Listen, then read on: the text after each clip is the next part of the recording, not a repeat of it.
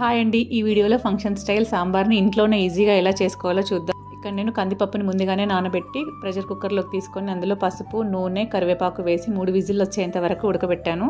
మరో పక్క పెద్ద నిమ్మకాయ సైజంత చింతపండును కూడా కడిగి నానబెట్టాను. ఇక్కడ సాంబార్లోకి వేసుకోవడానికి చూపించిన కూరగాయలు తీసుకున్నాను.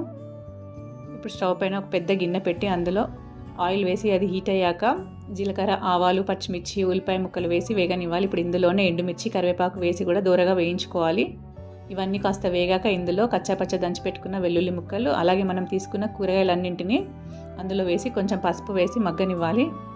వీటన్నింటినీ ఒక 10 నిమిషాలు సిమ్లో పెట్టి మగ్గనివ్వాలి. 20% మగ్గాక ఇందులో చింతపండు రసాన్ని వేసుకోవాలి. ఇప్పుడు ఈ విధంగా చింతపండు రసం వేసుకున్నాక టేస్ట్కి సరిపడా ఉప్పు, కారం, సాంబార్ పొడి, కొంచెం బెల్లము వేసుకొని కూరగాయ ముక్కలు 80% ఉడికేంత వరకు మూతబెట్టి మరగనివ్వాలి.